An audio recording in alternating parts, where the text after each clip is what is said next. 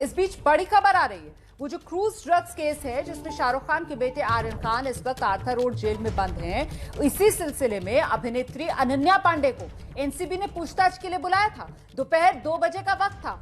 किसी भी वक्त अनन्या पांडे एनसीबी दफ्तर में पहुंचेंगी। एनसीबी ने पूछताछ के लिए अनन्या पांडे को बुलाया है। हालांकि किस हैसियत से अनन्या पांडे को बुलाया गया है, क्या आरोपी की हैसियत से या गवाह की हैसियत से अनन्या पांडे को पूछताछ के लिए बुलाया, इसे लेकर एनसीबी की तरफ से अभी अपने पत्ते नहीं खोले जा रहे। हम सीधे आपको लेकर चलते हैं एनसीबी दफ्तर के बाहर से। इस वक्त मेरे साथ मेरे सहयोगी सूरज ओझा मौजूद हैं और जरा जानते हैं सूरज से क्या किसी तरीके की हलचल होती हुई देख पा रहे हैं आप। अनन्या पांडे कब तक पहुंच सकती हैं यहां?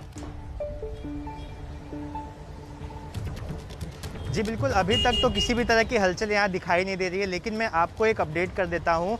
इस मामले में एनसीबी ने अब वो क्वेश्चनेयर्स तैयार करना शुरू कर दिए हैं। जैसे कि जो चैट्स के बेसिस पे जानकारी मिली है या फिर ये जो लगभग 20 से ज़्यादा दिन का जो समय हुआ है, इस इन्वेस्टिगेशन के दौरान जो एविडेंस मिले हैं, जो जानकारी मिली है, उसके आधार पर सवाल बनाए जा रहे हैं, जिसका जवाब अनन्या पांडे से एक्सपेक्टेड किया जाएगा। हमारे साथ रौनक कुकड़े, उनसे हम भी बात करेंगे क्योंकि कल से लेकर एनसीबी बहुत ज़्यादा एक्टिव हुई है इस मामले में। रौनक, आपके सोर्स क्या बताते हैं, कब क्या हुआ? एक और चीज़ इस मामले में, अभी एनसीबी की टीम फिलहाल यहाँ पहुंची है। ये वही टीम है जो कुछ समय पहले अनन्या पांडे के घर गई थी और उसके बाद मन्नत भी गई थी। अभी जस्ट एनसीबी के वरिष्ठ अधिकारी यहाँ पहुँचे हैं। वीवी सिंह की अगुवाई में ही ये पूरा सर्च ऑपरेशन किया गया। उसके बाद मन्नत टीम गई जहाँ पर कुछ फॉर्मेलिटीज़ करनी थी, उसके लिए पहुँची थी। अब मैं आपको ये वापस से दोहराना चाहूँगा, जो कल से कार्रवाई चल रही है, एनसीबी कल से ही बहुत एक्टिव हुई है, उस बारे में रौनक से बात करेंगे।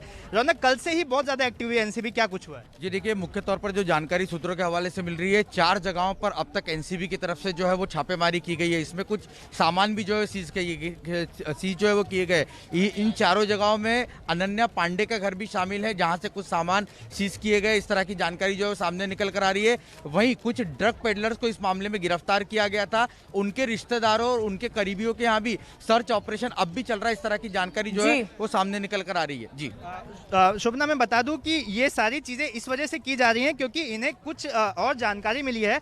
रौनक, ये जो पेडलर्स हैं, क्योंकि व्हाट्सएप के बाद से ही सारी जानकारी सामने आई थी, तो ये पेडलर्स के घर पे सर्च करना बाद में आपके पास आऊंगी मैं। पहले मृत्युंजय का रुख करना जरूरी है क्योंकि मृत्युंजय अनन्या पांडे के घर के बाहर मौजूद हैं। मृत्युंजय, क्या अनन्या पांडे यहां से निकल गई हैं? क्या विलंब है, क्योंकि 2 बजे का वक्त दिया गया था एनसीबी के द्वारा? जी बिल्कुल शोभना, 2 बजे का वक्त एनसीबी द्वारा दिया गया था, लेकिन अनन्या पांडे अपने घर से नहीं निकली हैं। ये उनका निवास है मोनिशा बिल्डिंग, और मोनिशा बिल्डिंग में वो जो सामने का फ्लैट आप देख रही हैं जहां मोनिशा लिखा हुआ है, वो पहले फ्लोर का घर है जो कि अनन्या पांडे का घर है। और आपको बता दें कि 15 मिनट पहले चंकी पांडे यहां पर पहुंचे हुए हैं। ये चंकी पांडे घर में नहीं थे, बाहर थे, और 15 मिनट पहले ही वो घर में दाखिल हुए हैं। और कुछ समय पहले तक यहाँ पर थोड़ी जो सुरक्षाकर्मी है, बॉडीगार्ड्स, उनकी थोड़ी हलचल देखने को मिल रही थी, लेकिन एक बार फिर से सब कुछ शांत नजर आ रहा है। आप देखिए, पूरा परिसर काफी सन्नाटा यहाँ पर पसरा हुआ है। और जो सबसे महत्वपूर्ण है कि आज एनसीबी ने 4 जगहों पर छापेमारी की है। जिन 4 जगहों पर छापेमारी की है उसमें से एक जगह यह अनन्या पांडे का घर है। इसके अलावा 3 और जगहों पर भी छापेमारी कर एनसीबी की टीमें एनसीबी दफ्तर रिपोर्ट कर रही हैं, क्योंकि बीते दिनों जिस प्रकार से व्हाट्सएप चैट के आधार पर और पेडलर से मिली हुई जानकारी के आधार पर जो खंगाले गए, उसके आधार पर टीमें जो है और सबूत जमा कर रही हैं और लोगों के घर रेड कर रही हैं। अनन्या पांडे को 2 बजे समन किया गया था। अनन्या पांडे अभी भी घर में है। जानकारी के मुताबिक जब उनको समन दिया गया तो उस पर जो हस्ताक्षर है वो परिवार के सदस्य ने हस्ताक्षर किया हुआ है और रजामंदी दिखाई है कि हाँ, एनसीबी ने जो समन किया उसे हम स्वीकार करते हैं, यानी वो नोटिस को एक्सेप्ट कर रही है। ये जानकारी है। अब क्या अनन्या पांडे यहां से निकलेंगी? यहां से एनसीबी दफ्तर की दूरी 20 किलोमीटर की है, और अगर इस वक्त वो सफर तय शुरू करती हैं तो लगभग 50 मिनट का वक्त लगेगा।